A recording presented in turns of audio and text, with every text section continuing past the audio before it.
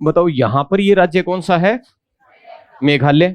और मेघालय का पठार अगर विस्तृत है तो कहां पर होगा? मेघालय में होगा। तो ये पूरा का पूरा एरिया है, ये मेघालय का पठार है। और मेघालय की राजधानी कौन सी? जयपुर। अच्छा, शिलोंग। तो इसीलिए इसको क्या नाम दे दिया? शिलोंग पठार। ये जो नाम दिया मेघालय का पठार, ये नाम दिया एसपी चटर्जी ने। अपने बात भी की थी, किसने नाम दिया था? एसपी चटर्जी हैं, उन्होंने नाम दिया था। स्कूल लेक्चर में आपके हो पूछा भी गया था। इन्होंने बहुत से काम किए थे इंडिया में, कुछ अपने सिलेबस में है नहीं, कार्टोग्राफी से रिलेटेड है वो किए हुए हैं।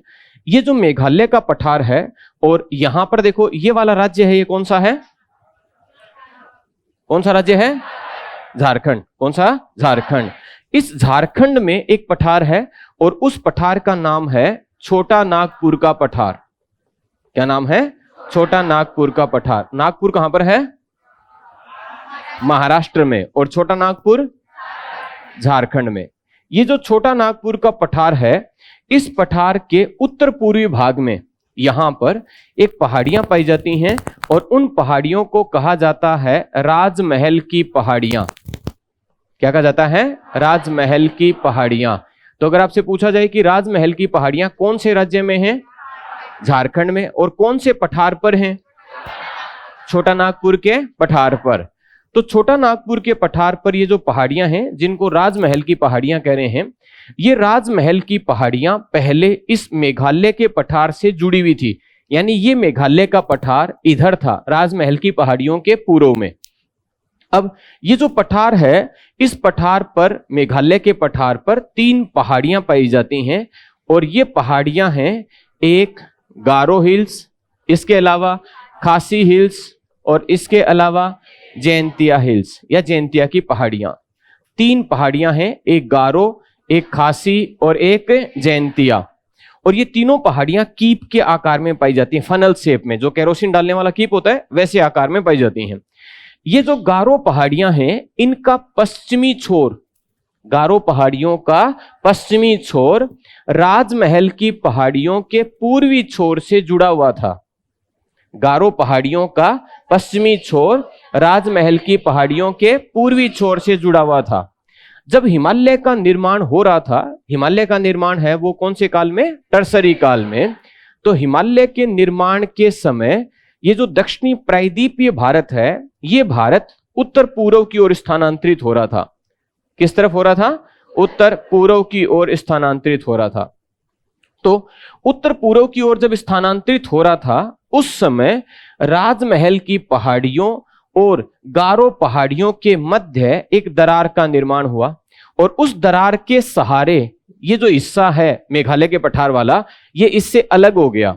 जब अलग होगा तो इसका मतलब गति हो गई दरार के सहारे, और दरार के सहारे गति हो जाए उसे क्या कहते हैं? भ्रंश या फोल्ट कहते हैं। इस भ्रंश का नाम क्या है तो बताएंगे, इसे कहा जाता है मालदा भ्रंश। क्या कहा जाता है? मालदा भ्रंश। और इसी को एक और नाम से भी जाना जाता है, इसे कहा जाता है राजमहल गारो गैप। क्या कहते हैं? राजमहल गारो गैप। क्योंकि ये जो गैप बना, ये गैप बना राजमहल और गारो पहाड़ियों के बीच में, राजमहल और गारो पहाड़ियों के बीच में। तो हुआ क्या? दक्षिणी भारत हिमालय के निर्माण के समय जब उत्तर पूर्व की ओर गति कर रहा था, उस समय राजमहल की पहाड़ियों और गारो पहाड़ियों के मध्य एक दरार का निर्माण हुआ, और उस दरार के सहारे ये दोनों पहाड़ियां अलग हो गई। उस भ्रंश को नाम दिया गया मालदा भ्रंश, या उसी का नाम राजमहल गारो गैप। ये जो राजमहल गारो गैप है, इसके सहारे ये मेघालय का पठार टूटकर अलग हो गया और आगे चला गया। तो ये जो बीच का भाग होगा, राजमहल और गारो पहाड़ियों के बीच का हिस्सा है, यहां पर एक गर्त का निर्माण हो गया, गड्ढे का निर्माण हो गया। कौन सी 2 पहाड़ियों के बीच में? राजमहल और गारो पहाड़ियों के बीच में। इधर नदी बहती है, एक तो ब्रह्मपुत्र और एक गंगा। ठीक है। अब ब्रह्मपुत्र और गंगा नदियों के द्वारा जो अवसाद लाए गए, वो अवसाद इनके बीच में जमा कर दिए गए। अब ये बीच वाला भाग तो रह गया समतल, मैदानी, और इधर भी पहाड़ी है और इधर भी पहाड़ी है। तो आज देखकर ये नहीं लगता कि ये मेघालय का पठार कभी जुड़ा हुआ होगा। तो मेघालय का पठार किस इलाके में है? तो बताएंगे पूर्वांचल हिमालय वाले इलाके में है, लेकिन मूल रूप से वो कौन सी पहाड़ियों से जुड़ा हुआ था? राजमहल की पहाड़ियों से। राजमहल की पहाड़ियां जिस पठार का हिस्सा हैं, उस पठार का नाम क्या है? छोटा नागपुर का पठार। कौन सा है? छोटा नागपुर का पठार। और ये जो छोटा नागपुर का पठार है, ये वास्तव में दक्षिणी प्रायद्वीपीय पठार का एक भाग है। कौन से पठार का? दक्षिणी प्रायद्वीपीय पठार का। तो इसलिए अगर पूछा जाए कि मेघालय का पठार मूल रूप से कौन से पठार का हिस्सा है? दक्षिणी प्रायद्वीपीय पठार का। ये बहुत बार पूछा हुआ है कि मेघालय का पठार मूल रूप से कौन से पठार का हिस्सा? दक्षिणी प्रायद्वीपीय पठार का। अब हर बार दक्षिणी प्रायद्वीपीय पठार ऑप्शन में नहीं आता है, तो इसके लिए क्या करते हैं? दक्षिणी भारत है, उसके लिए एक और शब्द काम में ले लेते हैं, दक्कन। क्या बोलते हैं? दक्कन। दक्कन दक्षिणी भारत के लिए काम में ले लेते हैं। तो या तो नाम दे देते हैं दक्कन का पठार, या उसकी जगह नाम दे देंगे छोटा नागपुर का पठार, या नाम दे देंगे राजमहल की पहाड़ियों का। बात समझ में आ गई? तो मेघालय का पठार मूल रूप से कौन से पठार का हिस्सा? दक्षिणी प्रायद्वीपीय पठार का। इसका मतलब है कि मेघालय का पठार है, यह पुराना पठार है या नया पठार है? पुराना पठार। ठीक है। अच्छा, जिस इलाके में है, पूर्वांचल हिमालय में है, तो पूर्वांचल हिमालय नया है या पुराना? नया, वो ट्रसरी काल का। जबकि दक्षिणी भारत है, ये तो गोंडवाना लैंड से जुड़ा हुआ था। इसका मतलब ये तो बहुत पुराना इलाका है। तो मेघालय का पठार बहुत पुराना इलाका है, लेकिन है पूर्वांचल हिमालय में स्थित। कौन से हिमालय में? पूर्वांचल हिमालय में स्थित। ये बात क्लियर होगी क्या? कोई डाउट नहीं यहां तक? ठीक है। अब इस पर ये जो 3 पहाड़ियां हैं, कौन कौन सी? गारो, खासी और जयंतिया। अब ध्यान से सुनना। गारो पहाड़ियों पर गारो जनजाति निवास करती है, गारो भाषा बोलती है, और वहां पर एक गारो कोयला क्षेत्र है। खासी पहाड़ियों पर खासी जनजाति निवास करती है, खासी भाषा बोलती है, और खासी कोयला क्षेत्र है। और लास्ट जैंतिया पहाड़ियों पर जैंतिया जनजाति निवास करती है, जैंतिया भाषा बोलती है, और जैंतिया कोयला क्षेत्र है, कोल फील्ड है। क्लियर है? एक नाम से 4 चीजें हो गई। जनजाति, जनजाति के नाम के आधार पर पहाड़ी, उसी के नाम के आधार पर भाषा, और उसी के नाम से कोयला क्षेत्र। तो गारो जनजाति गारो भाषा बोलती है, गारो पहाड़ियों पर रहती है, और गारो कोयला क्षेत्र है। खासी जनजाति खासी भाषा बोलती है, और खासी पहाड़ियों पर रहती है, और खासी कोयला क्षेत्र है। और तीसरा जैंतिया जनजाति कौन सी पहाड़ियों पर? भाषा कौन सी? जैंतिया भाषा, और कोयला क्षेत्र? जैंतिया कोयला क्षेत्र। क्लियर है इतनी बात? ये जो गारो खासी जैंतियां हैं, इसमें सबसे ऊंचाई है, ज्यादा है, वो खासी की है। किसकी है? खासी की। और खासी हिल्स पर एक पर्वत चोटी है, उस पर्वत चोटी का नाम है शिलोंग। क्या नाम है? शिलोंग। और इसकी ऊंचाई है 1963 मीटर। कितने मीटर? 1963 मीटर।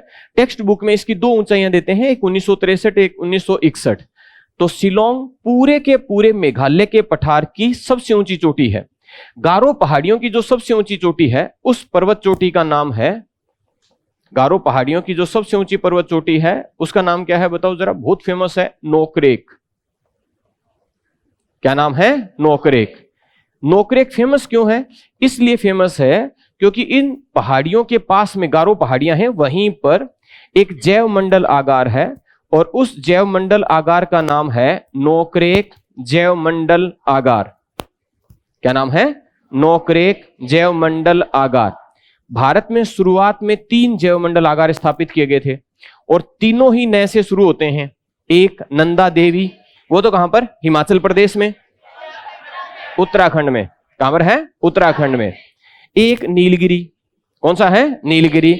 और एक नोकरेक। नंदा देवी, नीलगिरी, नोकरेक, भारत के 3 शुरुआती जैवमंडल आगार, और तीनों के तीनों यूनेस्को की लिस्ट में शामिल हैं। किसमें शामिल हैं? यूनेस्को की लिस्ट में। और उस लिस्ट को कहते क्या हैं? विश्व जैवमंडल आगार नेटवर्क।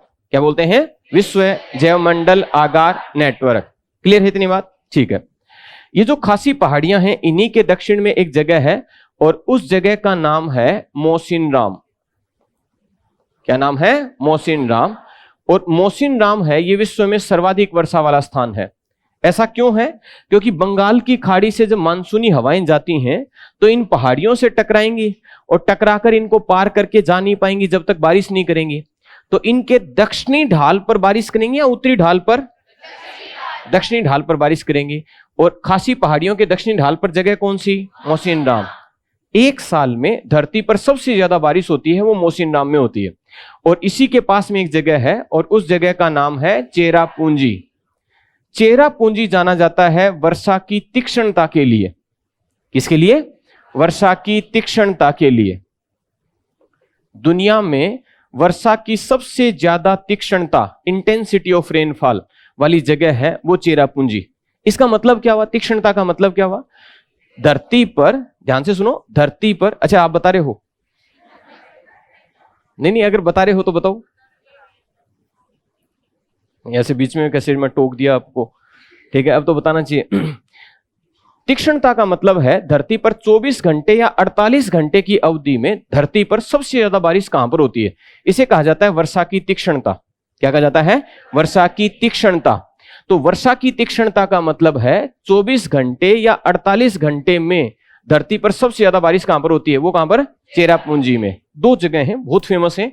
एक जगह का नाम है रीयूनियन। क्या नाम है? रीयूनियन। और दूसरी जगह है चेरापूंजी। कौन सी है? चेरापूंजी। तो मौसिनराम का मतलब है एक साल में धरती पर सबसे ज्यादा बारिश होने वाली जो जगह है वो कौन सी? मौसिनराम। लेकिन 24 घंटे या 48 घंटे में धरती पर सबसे ज्यादा बारिश कहां पर होती है? इस चीज को कहते क्या है? वर्षा की तीक्ष्णता, इंटेंसिटी ऑफ रेनफॉल या वर्षा की तीक्ष्णता। क्लियर है इतनी बात? ठीक है। आपने एक नाम सुना हुआ होगा, बोडो। बोडो, डोगरी, मैथिली, संथाली। हाँ, याद आ गया ना? BDMS, 4 भाषाएं जोड़ी गई थी संविधान में, है ना? कौन सी अनुसूची में? 8वीं अनुसूची में, जो 12 बाद में 22 होगी टोटल, है ना? बाद में तो टोटल 22 होगी ना? हाँ, इतना तो मेरा भी संविधान पढ़ा हुआ है ऐसे।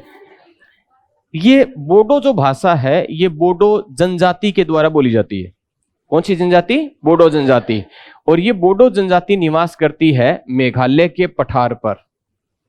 कौन से पठार पर? मेघालय के पठार पर। पूछ लें कि कौन सी पहाड़ियों पर रहती है तो बताएंगे कौन सी पहाड़ियां? बताओ जरा। चलो ऑप्शन दे देता हूं आपको।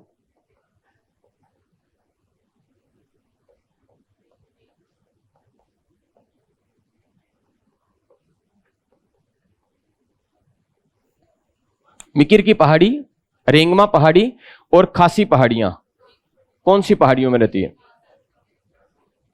खासी कौन कौन मानते हैं?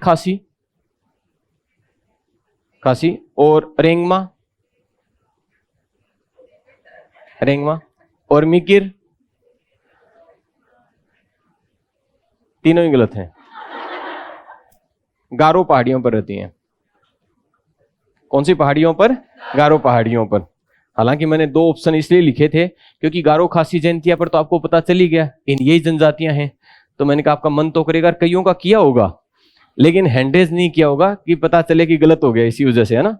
अच्छा, ईमानदारी से बताना किस किस का मन कर रहा था रेंगमा और मिकिर में? हाँ, कर रहा था ना? कईयों का कर रहा था, बोल नहीं पा रहे। अच्छा, आपको पता है रेंगमा और मिकिर है कहां पर? मेघालय में है ही नहीं है, ये असम में है। तो पहली बात तो ये 2 तो वैसे ही गलत हो गई और एक बची खासी। तो ऑप्शन अगर चूज ही करना था तो फिर एक ही बचता है, कौन सा? खासी। कौन सी पहाड़ियों पर रहती हैं? ये गारो हिल्स पर रहती हैं। ठीक है, ये हो गया मेघालय का पठार।